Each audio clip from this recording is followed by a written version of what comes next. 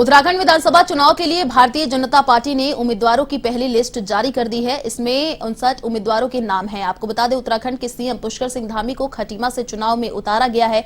वहीं बीजेपी के प्रदेश अध्यक्ष मदन कौशिक हरिद्वार से चुनाव लड़ेंगे। आपको बता दें कि उत्तराखंड विधानसभा चुनाव में बीजेपी ने 59 में से 15 ब्राह्मण चेहरों और 3 बनिया चेहरों को टिकट दिया है। सतपाल महराज चौबट्टा खाल से चुनाव लड़ेंगे। उत्तराखंड महिला कांग्रेस की अध्यक्ष सरिता आर्या, जिन्होंने इसी हफ्ते बीजेपी ज्वाइन की थी, उनको नैनीताल से टिकट दिया गया है। बीजेपी की तरफ से प्रहलाद जोशी ने प्रेस कॉन्फ्रेंस करके उम्मीदवारों के नामों का ऐलान किया। उन्होंने कहा कि उत्तराखंड में 5 साल में डबल इंजन की सरकार ने विकास के काम किए हैं।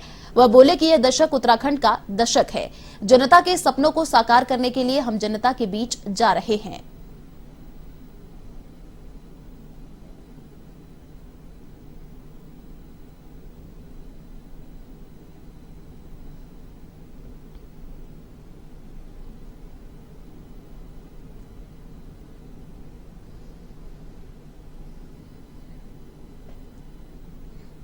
उत्तराखंड में दल बदल और हरक सिंह रावत को लेकर कैबिनेट मंत्री रेखा आर्या ने कहा कि हरक सिंह रावत दबाव की राजनीति कर रहे थे। साथ ही उन्होंने कहा कि बीजेपी में परिवारवाद नहीं चलता है, जिसके चलते उनको पार्टी से निष्कासित किया गया है। तो वहीं दल बदल को लेकर कहा कि ये परंपरा गलत है। उन्होंने साफ शब्दों में कहा कि एक बार के लिए आम आदमी पार्टी बदल सकता है, पर बार बार पुनरावृत्ति करना ठीक नहीं है।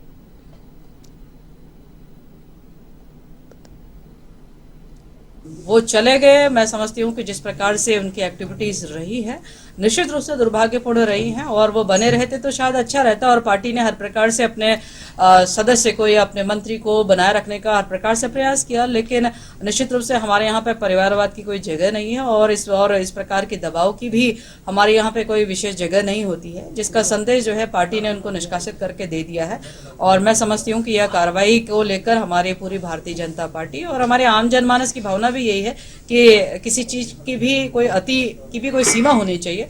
तो शायद वो सीमा पार कर गए थे, और मुझे लगता है कि स्वागत है। उत्तराखंड विधानसभा चुनाव में जनता को अपनी ओर खींचने के लिए भाजपा ने अपने तर्कश में तीर को बढ़ाना शुरू कर दिया है। इसी को देखते हुए भारतीय जनता पार्टी में किशोर भानुशाली को चुनाव प्रचार के लिए शामिल किया गया है।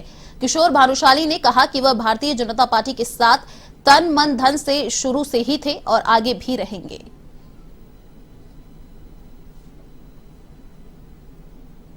जब से शुरुआत हुई है, 80 में शुरुआत हुई थी, उस वक्त देवानंद साहब थे उसमें, मुझे अभी भी याद है। हम लोग जा जाके पोस्टर लगाते थे।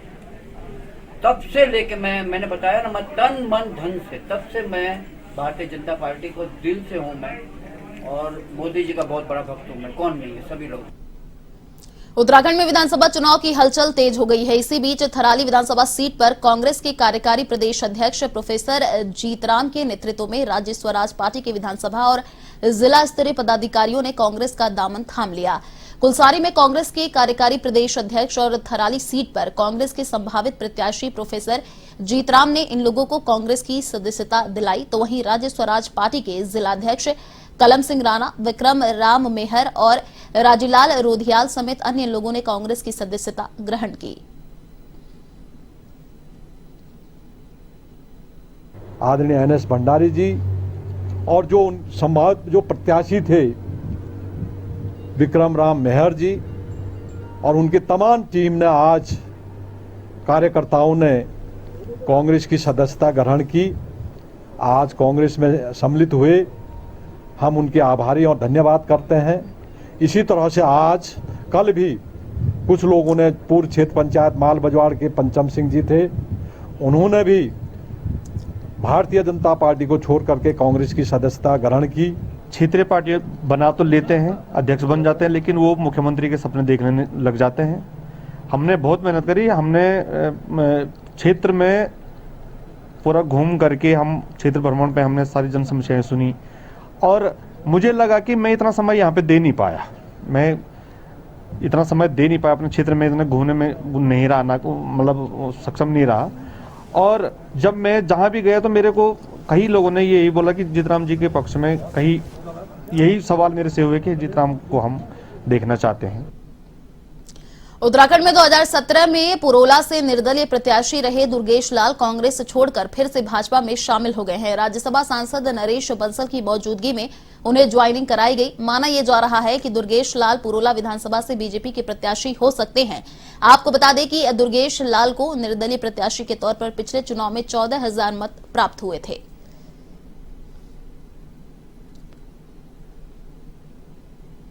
एक एडिटिंग करके दूसरे को भेजते हैं, तो ये तमाम चीजें जो है मैं एक गरीब व्यक्ति था, मेरे पास देने के लिए कुछ था नहीं, तो वहाँ देने के बिना कुछ होता नहीं। मैं आज देश के यशस्वी प्रधानमंत्री और प्रदेश के एक युवा मुख्यमंत्री उनके कामों से प्रभावित हूँ और मैं संघ परिवार का व्यक्ति हूँ और मुझे लगा वहाँ एक महसूस ऐसा होने लगा कि यहाँ तो भाई कुछ ना क्षेत्र के बारे में कोई सोच है, वहाँ तो अगर जो देगा वही होगा। तो मैंने आज भारतीय जनता पार्टी का मैं घर वापसी हुआ हूँ और मैं अपने आप को सौभाग्यशाली मानता हूँ। उत्तराखंड के पूर्व कैबिनेट मंत्री डॉक्टर हरक सिंह रावत को लेकर कांग्रेस में बगावत के सुर शुरू हो गए हैं। दरअसल हरक सिंह रावत पिछले 5 दिनों से कांग्रेस में शामिल होने के लिए बैठे हुए हैं, लेकिन अभी तक कांग्रेस में शामिल नहीं हो सके हैं, जिससे प्रदेश की 70 विधानसभाओं में हरक सिंह रावत के खिलाफ कांग्रेस कार्यकर्ता पुरजोर विरोध कर रहे हैं, जिसको देखते हुए कोटद्वार के लैंसडाउन में संगठन ने प्रेस वार्ता की और हरक सिंह रावत को कांग्रेस में शामिल करने का पुरजोर विरोध किया। उन्होंने रावत पर घोटाले और लोकतंत्र की हत्या करने का आरोप लगाया। उनका कहना है कि अगर रावत कांग्रेस में शामिल किए गए तो वे निर्दलीय चुनाव लड़ेंगे।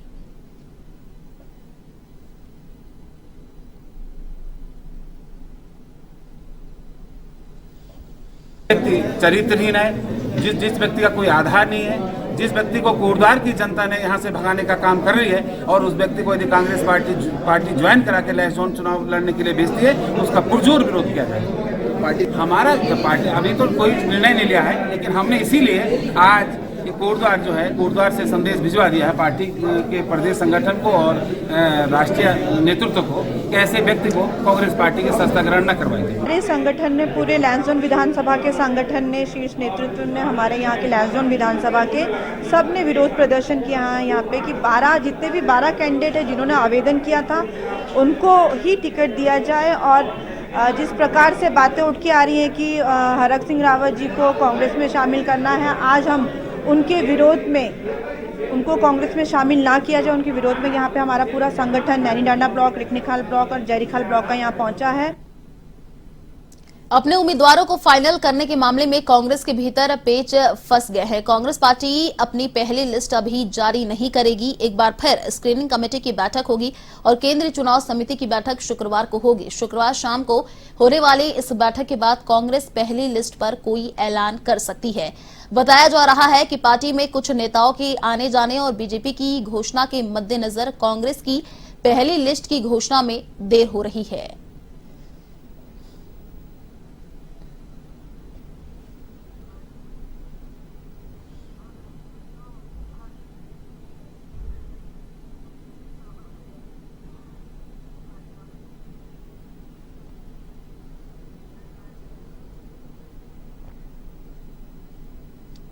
भाजपा छोड़कर कांग्रेस में शामिल हुए नैनीताल के पूर्व विधायक संजीव आर्य चुनावी मैदान में उतर गए हैं। वे मल्लीताल बाजार में जनता के बीच पहुंचे और समर्थन की अपील की। उन्होंने कहा कि हाईकमान के फैसले के बाद वो राज्य के साथ विकास की राह चलेंगे। मीडिया से बात करते हुए उन्होंने कहा कि जनता ने प्रदेश में सरकार बदलने का मन बना लिया है। पार्टी को लगातार जन समर्थन मिल रहा है।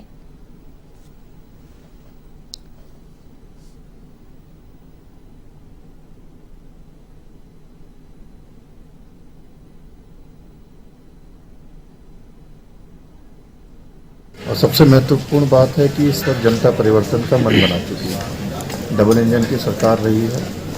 जिस तरीके से निरंतर बेरोजगारी प्रदेश में बढ़ी है, महंगाई बढ़ी है, किसान त्रस्त है, आम जनमानस त्रस्त है, तो निश्चित तौर पर परिवर्तन की बयार है। कांग्रेस के कार्यकर्ता के रूप में हमारी तैयारियां पूरी तरीके से हैं और निश्चित तौर पर हमें विश्वास है कि जन आशीर्वाद हमको मिलने जा रहा है और 2022 में पुनः कांग्रेस की सरकार राज्य में स्थापित होने जा रही है। सदस्यता जीतों की पार्टी हाईकमान का जो भी निर्णय आएगा, निश्चित तौर पर हम सबका एक ही लक्ष्य, एक ही ध्येय, एक ही मकसद है। कांग्रेस ने हमेशा विकास की बात की है और विकास के नारे के साथ ही कांग्रेस हमेशा जनता के बीच गई है। निश्चित तौर पर नैनीताल विधानसभा के सर्वांगीण विकास के साथ साथ प्रदेश के सर्वांगीण विकास के लिए हमारा संकल्प है और हम सिर्फ विकास के मुद्दे पर ही जनता के बीच जाएंगे। उत्तराखंड में होने वाले आगामी विधानसभा चुनाव के मद्देनजर हरिद्वार की 11 विधानसभाओं के लिए आगामी 21 जनवरी को नामांकन की प्रक्रिया शुरू होने वाली है, जहां सभी पार्टियों के उम्मीदवारों सुबह 11 से शाम 3 बजे तक कलेक्ट्रेट भवन में नामांकन कर सकते हैं। इसके लिए हरिद्वार जिला प्रशासन ने तैयारियां पूरी कर ली हैं, जिसे लेकर जिलाधिकारी विनय शंकर पांडे ने सभी नामांकन कक्ष का निरीक्षण किया और व्यवस्थाओं का जायजा लिया।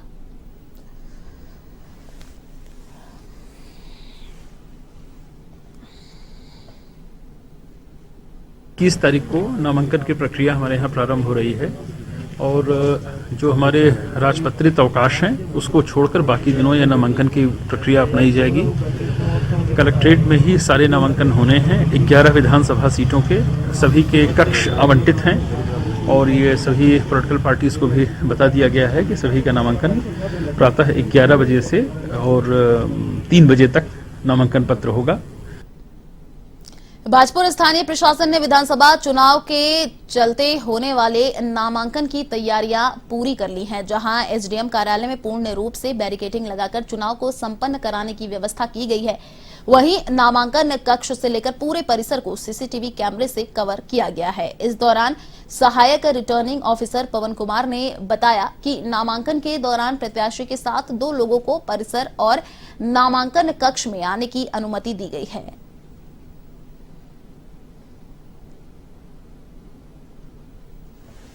जो अधिसूचना जारी की गई है और जो करंटली 15 तारीख को जो चुनाव की गाइडलाइन आई है उसमें केवल 2 अभ्यर्थी के साथ 2 व्यक्तियों की 100 मीटर परिधि में आने की अनुमति है।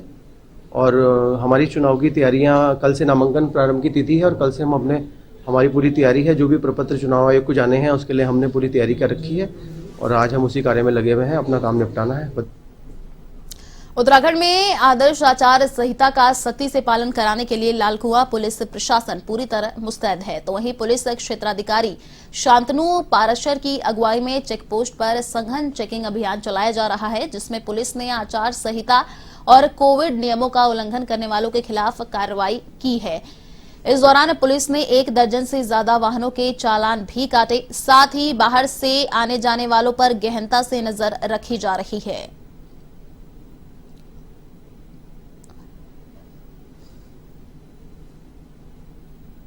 इलेक्शन के समय आचार संहिता के अनुपालन हेतु तथा फ्री इलेक्शन हो सके, इसके संबंध में अभी सुभाष नगर बैरियर पे चेकिंग हो रही है। इसमें पुलिस और अपना पैरामिलिट्री साथ में है, साथ साथ हमारी जो फ्लाइंग स्क्वाड की टीम है ये भी यहाँ पे है, इनके साथ में चेकिंग की जा रही है। ये कच्ची शराब हमने कल भी पकड़ी थी और परसों भी रहा, इस पर कार्रवाई जारी रहे। बाकी अभी चेकिंग कर रहे हैं। इस संबंध में कोई भी ऐसी चीज़ वस्तु पाई जाती है तो उस पर कार्रवाई की जाएगी। इस संबंध में पूरी चेकिंग करी जा रही है, जो भी है व्यवस्था देखी जाएगी। इसमें जो भी अपनी कार्रवाई है इसमें चालानी कार्रवाई तथा अगर कोई मानता नहीं है तो इस संबंध में मुकदमा भी लिया जाएगा। हमारी आवाज़ नहीं आ रही है मेरे को। ये उल्लंघन संबंधित जो हमारी आचार संहिता की गाइडलाइंस हैं उसमें जो भी है उसमें मुकदमा लिखने का भी प्रोविजन है। जो भी हमारी शिकायतें आ रही हैं वो फ्लाइंग स्क्वाड द्वारा चेक की जा रही हैं और उसमें कार्रवाई की जा रही है। इस संबंध में जो भी इलेक्शन कमीशन से गाइडलाइन आती है हमें प्राप्त होएगी, उसका अनुपालन कराया जाएगा। तथा लालकुआं तहसील में जैसे बताया गया है कि हमारा नामांकन की प्रक्रिया रहेगी, तो उसमें जो भी कार्रवाई हमारे को गाइडलाइंस के थ्रू आती है उसमें किया जाएगा। एसएसपी अल्मोड़ा के निर्देश पर आगामी चुनाव को लेकर सघन चेकिंग की जा रही है, जिसके चलते कोतवाली अल्मोड़ा पुलिस ने 1,37,000 की नकदी बरामद की है। पूछताछ के बाद बरामद धनराशि के कोई वैध कागजात न दिखा पाने पर आवश्यक कार्रवाई की गई।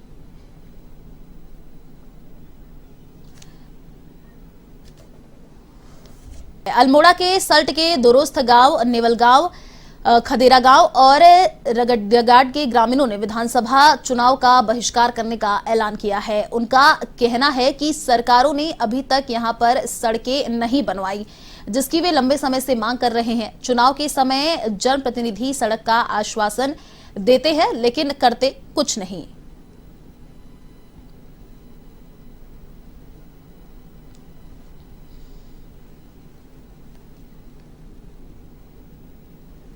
जिससे रोड ना होने से गांव में 3,000 आबादी है वर्तमान समय में, जिससे रोड ना होने के कारण गांव में बहुत ही असुविधा मिल रही है। कोई आदमी बीमार पड़ जाता है या पहाड़ से गिर जाता है तो उसको लाने की काफ़ी दिक्कतें में लाने पड़ते हैं। गांव में वैसे भी आधे से ज़्यादा पलायन हो चुका है। इनका चुनाव बहिष्कार का कार्य चल रहा था कि इनके मांग थी कि इनके गांव में सड़क का निर्माण हो, और इनकी मांग ये PMJSY सड़क से रखी गई थी, जिसमें हमने गाँव वासियों से संपर्क हुआ है और उनके वार्तालाप की हमने काफ़ी देर तक, और उनको हमने समझाया कि जो PMJSY का है, हमारा माना गया 250 प्लस का पॉपुलेशन का, और इनके जो गांव की पॉपुलेशन है वो 250 से कम है, जिससे कि PMJSY 3 के अंतर्गत इनके गांव के लिए सड़क निर्माण का कार्य नहीं हो सकता है। से संबंधित 2-3 गांव हैं, इनके सड़क की मांग इन्होंने रहते हुए ये सोशल मीडिया में भी आया था, तो हमने जनप्रतिनिधियों को बुलाया था कि भाई इस संबंध में क्या रह रहा है, क्योंकि उन्होंने इस चीज़ बात को स्वीकार किया कि भाई नहीं, वो लोकतांत्रिक व्यवस्था में विश्वास करते हैं और चुनाव बहिष्कार नहीं करते, लेकिन उनकी जो मांग सड़क की है वो चुनाव उपरांत जो है वो अपनी सड़क की मांग को जब तक उनकी सड़क नहीं बनेगी अपना आंदोलन जारी रखेंगे। 20 साल हो गए हमारे उत्तराखंड अलग हुए, लेकिन अभी तक हमारे गांव में सड़क नहीं है। सड़क ना होने के कारण वहाँ ना विकास हो रहा है ना कुछ। कितने नेता आए, कितने नेता गए, पर लेकिन हमारी किसी ने नहीं सुनी। कितनी बार हमने धरना भी रखी, कितनी बार हमने मांग भी करी, फिर भी हमारी किसी ने नहीं सुनी। सभी नेता हमें आश्वासन देते रहे, ऐसे आश्वासन देते ही हमने अब भरोसा करना छोड़ दिया। अब हम किसी पर विश्वास नहीं कर रहे हैं। 10 साल बीजेपी रही, 10 साल कांग्रेस रही, सबने ऐसी आश्वासन दिया कि हम लाएंगे रोड, लेकिन अभी तक किसी। विधानसभा चुनाव शांतिपूर्ण तरीके से संपन्न कराने के लिए काशीपुर पुलिस प्रशासन ने कमर कस ली है। इसी के चलते पुलिस प्रशासन ने नगर में फ्लैग मार्च निकाला। बाजपुर कोतवाली में यह मार्च शुरू हुआ। जिलाधिकारी युगल किशोर पंत और SSP बरिंदरजीत सिंह के नेतृत्व में लोगों को जागरूक किया गया। उन्होंने आदर्श आचार संहिता का पालन करने की अपील की।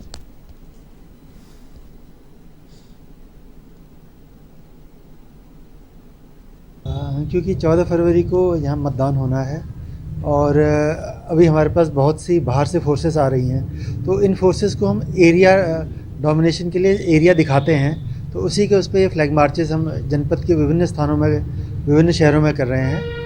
और इसके साथ साथ क्योंकि कोविड भी जो तृतीय वेव है वो चल रही है, तो हम लोग ये भी संदेश देना चाह रहे हैं कि इस बार के निर्वाचन को हम फ्री, फेयर एंड सेफ निर्वाचन के रूप में करें।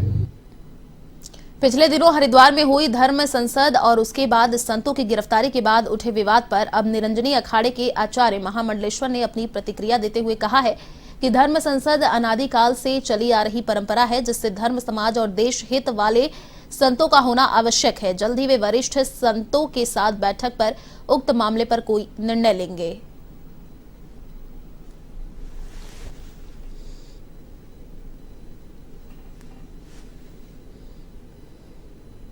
केवल इतना कहूँगा कि धर्म संसद अनादिकाल की परंपरा है। धर्म संसद जो धर्माचार्य हैं उनकी जो सामूहिक गोष्ठी हो उसे धर्म संसद कहते हैं। तो धर्म संसद से देश को और समाज को कुछ न कुछ सीखने को मिलता है। तो धर्म संसद में जो राष्ट्र हितैषी लोग हैं, धर्म हितैषी लोग हैं, समाज हितैषी लोग हैं, ऐसे धर्माचार्यों का होना अत्यधिक आवश्यक है और आज नहीं अनादिकाल से धर्म संसद होता आ रहा है।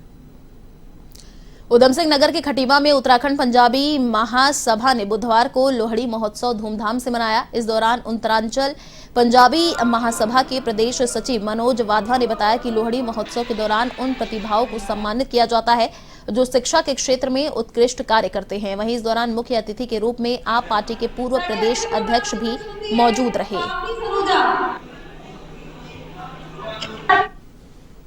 लोहड़ी कार्यक्रम में हम पंजाबी महासभा के सभी जितने परिवार हैं उनको एक मंच पर लाएं, आपस में एक संदेश देने का हमारा प्रयास रहता है कि हम आपस में एकजुट हैं, हमारा भाईचारा यूथ है।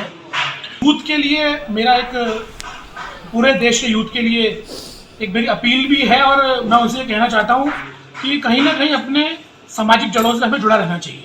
जब तक हम अपनी सामाजिक जड़ों से नहीं जुड़े रहेंगे तब तक हम आगे तरक्की नहीं कर सकते हैं। कि हमारा परिवार एक होगा, हमारा समाज एक होगा, तो हम देश के लिए, प्रदेश के लिए कहीं ना कहीं कुछ योगदान कर पाएंगे। लेके कहना चाहिए पंजाबी महासभा हर वर्ष लोहड़ी कार्यक्रम में जितनी भी प्रतिभाशाली प्रतिभाएं होती हैं, जो बच्चे हाई स्कूल इंटर में अच्छे मार्क्स से लाकर उत्तीर्ण होते हैं, उनको सम्मानित करती है। शहर के प्रतिष्ठित समाज सेवियों को सम्मानित करते हैं और जो हमारे कार्यक्रम में प्रतिभाग करते हैं, हम हर वर्ष उनको सहयोग सम्मानित करते हैं। हमारा उद्देश्य ऐसा है कि जो बच्चे मंच पर आकर अपनी प्रतिभा दिखा रहे हैं, उनका मनोबल बढ़े। इस वजह से हम हर बच्चे को, चाहे उसका कार्यक्रम किसी भी प्रकार का रहा हो, हम उन्हें सम्मान देते हैं। उत्तराखंड विधानसभा चुनाव को पुलिस सतर्क हो गई है। अल्मोड़ा के भतरौज खान पुलिस ने चेकिंग अभियान के दौरान एक वैन से 80 किलो 500 ग्राम गांजा बरामद किया है, जिसकी कीमत करीब 12,07,500 रुपए आकी जा रही है। आपको बता दें कि पुलिस टीम ने चौकी तिराहा भिकियासैंड के पास चेकिंग अभियान चलाया। इस दौरान एक वैन को रोका गया। तलाशी लेने पर वाहन से गांजा भी बरामद किया गया। पुलिस ने गांजे को सीज कर दिया है और आरोपी तस्कर के खिलाफ मुकदमा दर्ज कर लिया।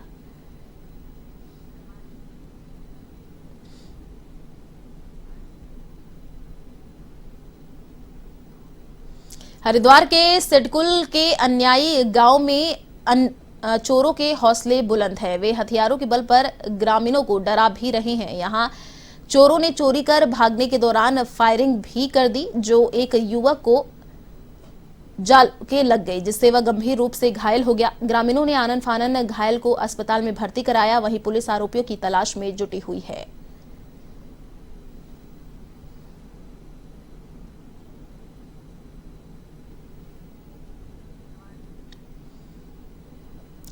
उत्तराखंड में 4,402 नए मामले सामने आए हैं। वहीं 6 लोगों की मौत भी हुई है। पिछले 24 घंटे में 1956 मरीज स्वस्थ हुए हैं। इन्हें मिलाकर 3,43,753 मरीजों ने संक्रमण को मात दी है। वर्तमान में आपको बता दें कि 2,29,062 सक्रिय मरीजों का इलाज चल रहा है और सैंपल जांच के आधार पर संक्रमण दर 11.85% पहुंच गई है। वहीं देहरादून जिले में सबसे ज्यादा 1,678 संक्रमित मिले हैं। नैनीताल में 592, हरिद्वार में 694, उधम सिंह नगर में 376, चंपावत में 104, पौड़ी में 238, अल्मोड़ा में 225, टिहरी में 126, पिथौरागढ़ में 123, बागेश्वर में 148, चमोली में 73, रुद्रप्रयाग में 16 और उत्तरकाशी जिले में 38 संक्रमित मिले हैं।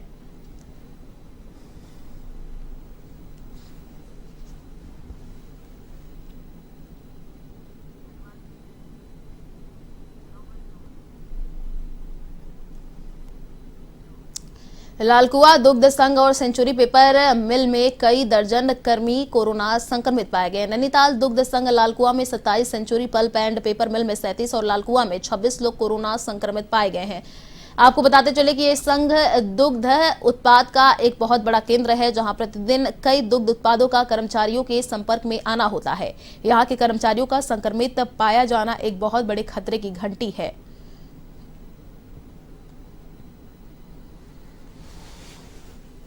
एक तो हम लोग जो सिम्टमेटिक वो हैं जिनमें सिम्टम्स हैं, उनको तो हम लोग एहतियातन के तौर पे वैसे ही नहीं बुला रहे हैं छुट्टी पे, मगर जो असिम्टमेटिक हैं उनमें जिनको पॉजिटिव आया है उनको अभी तो ऑफिस से, जैसे कि गवर्नमेंट के नियम है, 7 दिन का क्वारंटाइन किया गया है। ऑफिस के कुछ लोग निकले हैं और जो गवर्नमेंट के जो भी कोविड के संबंधित जो प्रोटोकॉल हैं वो अपनाए जा रहे हैं। इतनी बड़ी, एक तो रेगुलरली सैनिटाइजर हम लोग सैनिटाइज परिसर को करते हैं और उसके अलावा जब भी हम एंट्रेंस में जो भी क्या कहते हैं, जो हमारा थर्मल स्कैनिंग है वो की जाती है। उसके बाद ही और क्या कहते हैं सैनिटाइजर उनको से सैनिटाइज किया जाता है। उसके बाद ही वहाँ प्रवेश दिया जाता है। बिल्कुल जो भी गवर्नमेंट के जो नियम है उसके अनुसार ही हम लोग यहाँ पे कार्य कर रहे हैं। और क्या कहते हैं कोविड में, जैसे कि आप सब लोगों को मालूम है कि इस समय कोविड का प्रकोप हर जगह है और मगर एक राहत की बात यह है कि अधिकतर असिम्टोमेटिक हैं, कोई ऐसे स्वास्थ्य संबंधी किसी को दिक्कत नहीं है। जो भी ऑफिस में जो निकले हैं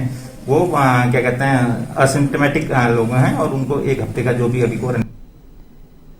लालकुआ में कोरोना की तीसरी लहर देखते हुए जिला प्रशासन ने बुधवार और शनिवार को लगने वाले हाट बाजार को अगले कुछ दिनों के लिए प्रतिबंधित कर दिया है। साथ ही इस बाजार में बाहर से आने वाले व्यापारियों की एंट्री पर भी बैन लगा दिया है। हालांकि आवश्यक सेवाओं की दुकानों के नियमों के तहत खुलती रहेंगी, तो दूसरी ओर व्यापार मंडल ने भी शुक्रवार को संपूर्ण बाजार बंद करने का निर्णय लिया है।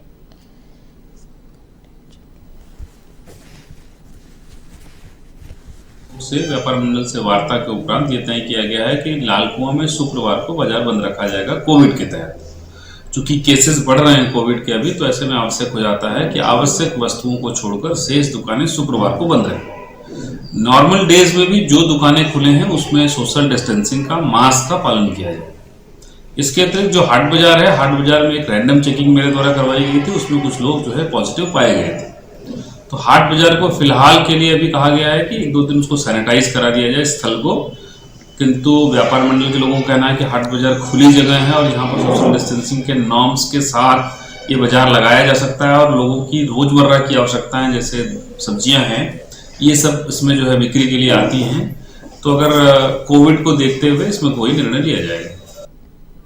अल्मोड़ा में मौसम का मिजाज के बदलने के साथ ही रिमझिम बारिश हुई और चुनावी गर्म मौसम के बीच अचानक मौसम का पारा गिरा और आसमान में घने बादल छाए रहे। वहीं अचानक हुई बारिश से ठंड शुरू हो गई और मौसम ने लोगों की मुश्किलें बढ़ा दी।